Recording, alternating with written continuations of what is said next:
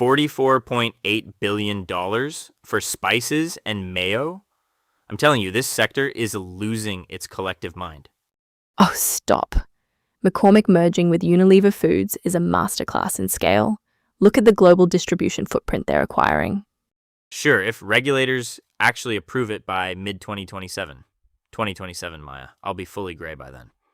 You already have grey hair. But speaking of things dragging out, wait until you see why Netflix just ghosted the Paramount bidding war. The rundown. $4.75 billion for liquid cooling. Ecolab is really paying up for CoolIT Systems. They're buying the literal plumbing for the AI boom. You can't run these massive new server farms on traditional air conditioning, Maya. It's a brilliant pivot. I'm not arguing the strategic logic, I'm just looking at the multiple. Nearly $5 billion for data center HVAC is wild. Speaking of wild valuations, Danone just dropped exactly $1 billion on Huel. Ah yes, the tech bro gruel. Hey now, it's nutritionally complete. It's powdered oatmeal for people who think chewing is an inefficient use of their time. $1 billion for that? Danone is clearly desperate to bulk up their protein portfolio. They need the growth. Traditional dairy is flatlining. You buy the trendy shaker bottle company, you buy the entire millennial demographic. It makes perfect sense. We'll see if the margins actually hold up. Now, if you want to talk about real growth pipelines, look at pharma. Gilead just bought RO Medicines for $2.2 billion. Big Pharma is just leaving the checkbook open on the desk right now. Novartis just did $2 billion for Sinovation too. Everyone is scrambling to secure next-gen oncology and autoimmune drugs. True, but keep a close eye on Gilead. They just quietly extended the expiration date on their RCLX tender offer. Wait, really? Yep.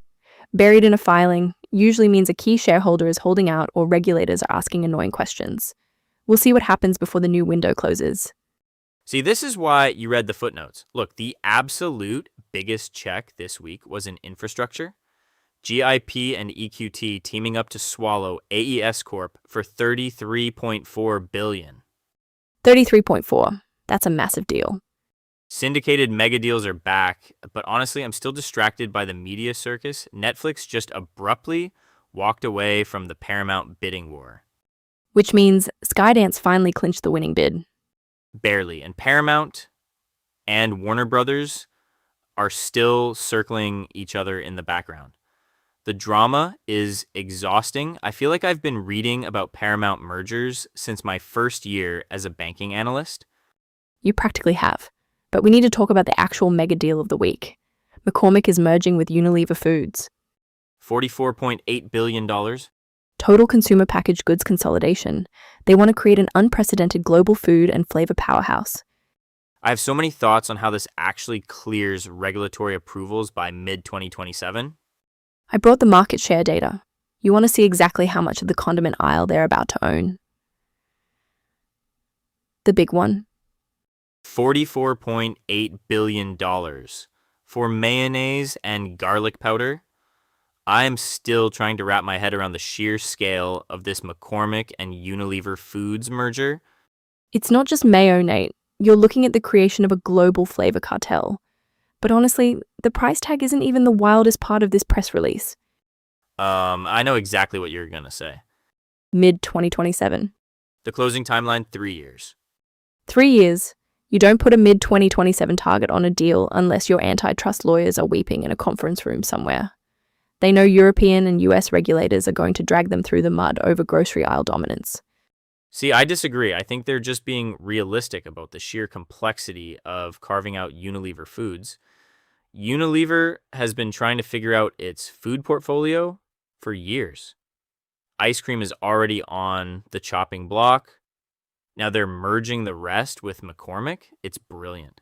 McCormick gets Unilever's global distribution network, and Unilever gets to focus on whatever it is they actually want to be doing. Soap, I guess. But look at the premium McCormick is paying. Scale is great, sure. Everyone in consumer packaged goods is hunting for scale right now. But $44.8 billion? Where are the synergies coming from? You can't just magically make a bottle of Hellmann's more profitable by sprinkling Old Bay on it. I would absolutely buy Old Bay mayonnaise. You'd buy anything with Old Bay on it. True, but you're missing the leverage play here. When you walk into a Walmart and you control the spices, the condiments, the bouillons, you own the center aisle, you dictate terms to the retailers. If the regulators let you own the center aisle, I read the footnotes on the breakup fee.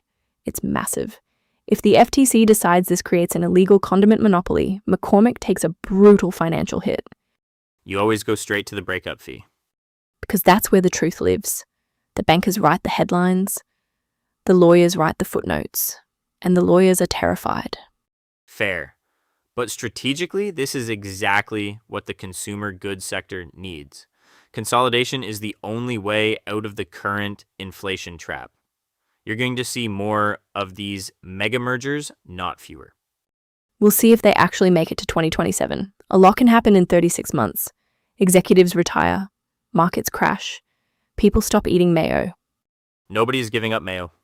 Speaking of deals that are taking forever to close, we should probably talk about what's happening over in biopharma. Yes, Gilead just bought Uro Medicines for $2.2 billion to advance their autoimmune pipeline, but they are also dragging their feet on another deal. They officially extended the expiration date for the RCLX tender offer. I want to look at exactly why they're stalling and if any new regulatory hurdles just popped up. Voices. So every analyst note I read this morning is screaming the exact same thing. They are all calling this $44.8 billion McCormick and Unilever Foods merger the starting gun for a massive consumer consolidation wave. Everyone is suddenly hunting for scale. I read those same notes and I am just not buying the narrative. How can you not? It is the definition of a wave. You need scale to survive inflation. Danone literally just dropped $1 billion on Huel. Okay, first of all, spending $1 billion on tech bro protein sludge does not make a wave. It makes a midlife crisis for a yogurt company. Second, look at the fine print on McCormick. They are projecting a mid-2027 close. Mid-2027, Nate. You do not kick off an aggressive consolidation frenzy when your anchor deal is going to spend 3 years in regulatory purgatory. You are obsessing over the timeline. I am looking at the strategic imperative. The bankers are pitching scale because organic growth is basically flat, and it is not just food. The commentators are spinning the exact same story in pharma right now. They are pointing to Gilead buying Uro Medicines for $2.2 billion and Novartis dropping $2 billion on Sinovation. See, pharma I actually agree with. That is a legitimate wave. Big Pharma is terrified of the patent cliff, so they are aggressively deploying capital to secure next-gen autoimmune and oncology pipelines. The data backs that up. Exactly. They are buying innovation because they cannot build it fast enough internally. But even Gilead is hitting speed bumps. If you look at the filings this morning, they just quietly extended the expiration date for their RCLX tender offer. We need to watch that closely for shareholder holdouts. Always a catch. Speaking of holdouts and high-stakes drama, we need to talk about the absolute circus over at Paramount. Oh, you mean Netflix just casually walking away from the bidding war? The media theater never disappoints. Let me pull up the details on how Skydance actually clinched this. Spill the tea. I just want to know who at Netflix finally actually read the Paramount balance sheet.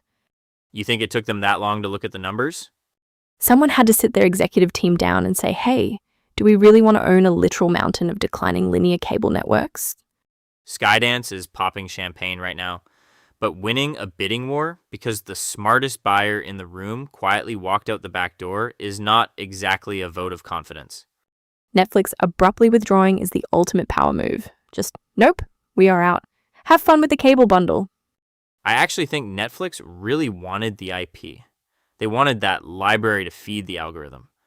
But Skydance just wanted it more. David Ellison has been chasing this deal for months. Oh, come on. You do not walk away from a high-stakes bidding war this late in the game just because the other guy wants it more. You walk away because you find something in the data room that smells like month-old milk. The banker in me says it was purely price. Skydance just overpaid.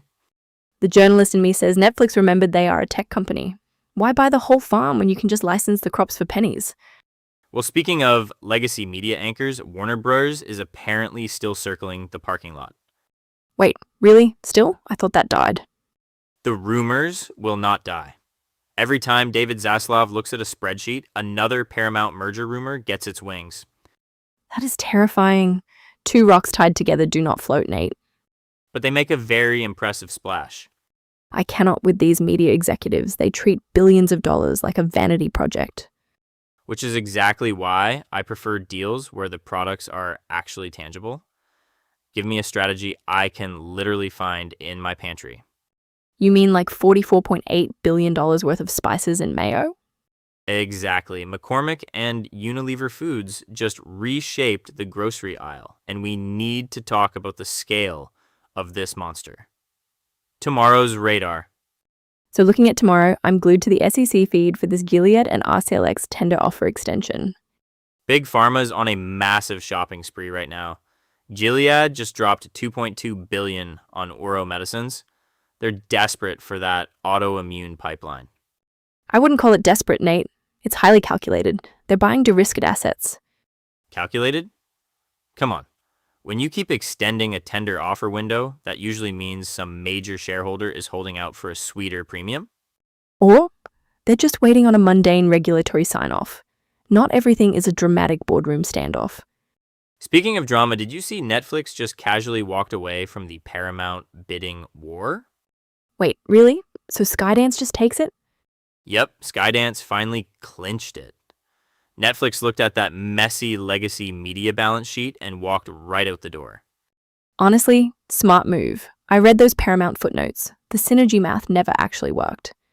We'll see if Gilead actually closes tomorrow, or if we get another delay. Keep your eyes on the filings, people. We'll catch you next time.